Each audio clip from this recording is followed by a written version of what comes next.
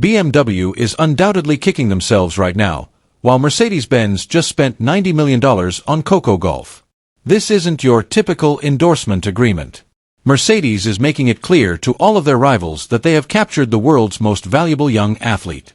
The timing makes it even better, and the figures are crazy. Do you believe Mercedes was always going to pay more, or do you think BMW regrets letting Coco go?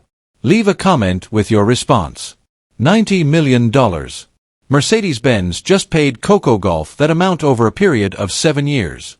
Let's be clear before somebody begins saying things like, "That's too much for a tennis player." This is no longer about tennis. This is about making a statement so loud that your rivals can't ignore it, as well as cultural power and worldwide reach. Mercedes embarrassed BMW in addition to signing Coco. This is what makes this narrative so delicious. Coco was first for BMW. Everyone believed that the deal they signed her to was revolutionary. She was driving BMWs to competitions.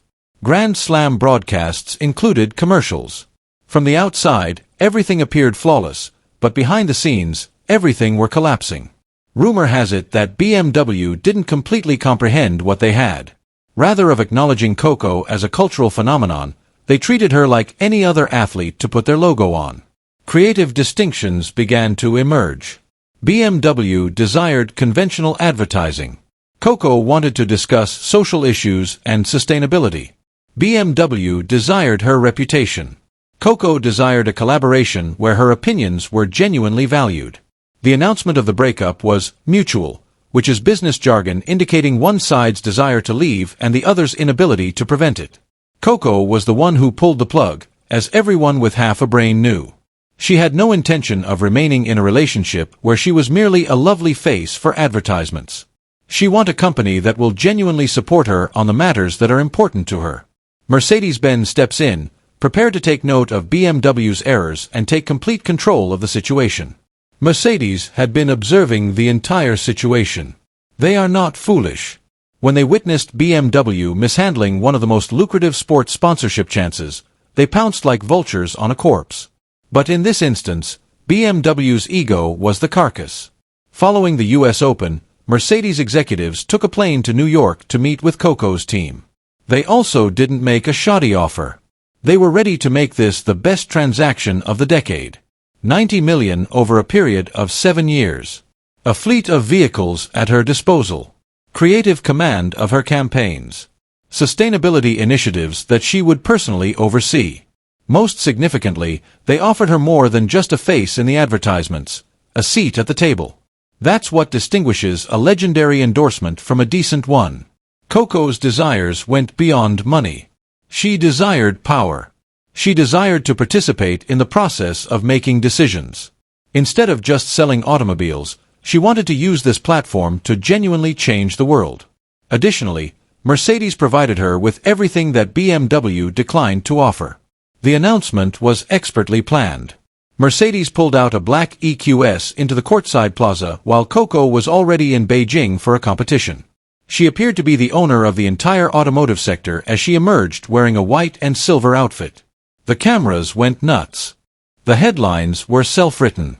"We just made the biggest mistake of our corporate lives because this deal isn't just about Coco driving nice cars and appearing in commercials," BMW must have thought as they saw it.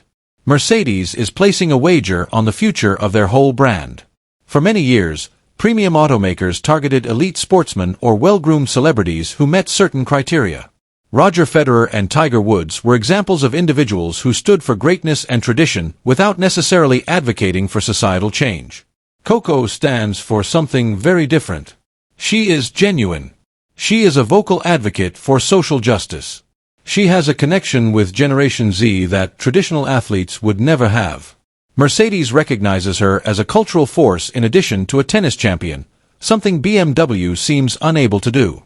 This deal has enormous global ramifications. Tennis is becoming incredibly popular in China, as unprecedented numbers of people watch Coco's matches on television. Mercedes has gained immediate reputation in the world's fastest-growing premium car sector. Coco is already a household name in the US that goes beyond sports.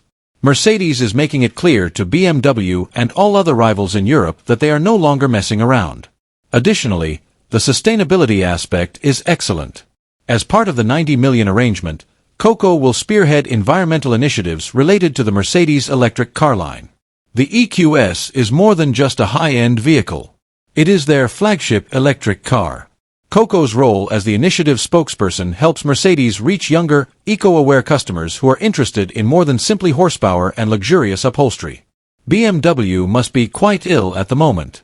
Because they were unable to get out of their own way, they blew this very opportunity. Rather than creating a concept around Coco, they wanted her to fit into their vision. That is outdated thinking in a modern environment. Athletes who fit Coco's description have choices and aren't scared to leave companies that don't value them. According to Forbes, this was one of the biggest athlete brand deals of the decade. According to Bloomberg, the announcement caused the Mercedes brand valuation to soar by billions of dollars. It's not exaggerated. That is the real reaction of the market to Mercedes acquiring Coco. In the meantime, shareholders questioned BMW about how they allowed this to occur. The sports community responded as one might anticipate. In a supportive post, Serena Williams praised Coco for influencing her career both on and off the court and described it as a power move. According to Naomi Osaka, this went beyond tennis and signified a significant shift in the way athletes handle endorsements. Since this is what occurs when someone closes a deal this size, other players immediately began using Coco's agreement as leverage in their own discussions.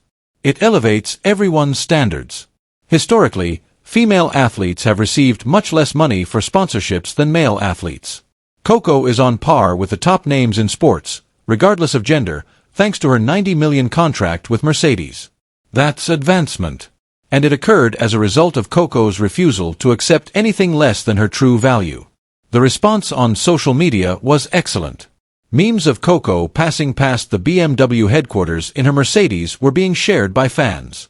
She was being hailed as a role model who is succeeding on and off the court. The detractors attempted to argue that she is overpaid or that tennis doesn't deserve these kinds of deals, but others who are aware of the true situation overpowered them. There is more to this than just tennis. This relates to the impact of culture. Connecting with audiences that traditional advertising is unable to reach is the goal here. In a time when customers can detect phony corporate messaging from a distance, authenticity is crucial. All of that is delivered via Coco. Mercedes was also astute enough to spot it. However, the pressure that comes with 90 million is genuine. The stakes are now bigger for every campaign, appearance, and game that Coco participates in.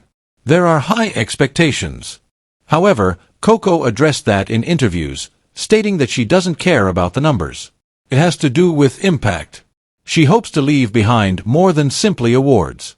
Mercedes initially wanted to give her 90 million because of this mentality. This deal's timing couldn't be more ideal. Coco was competing in the WTA finals in Riyadh just a few weeks after signing.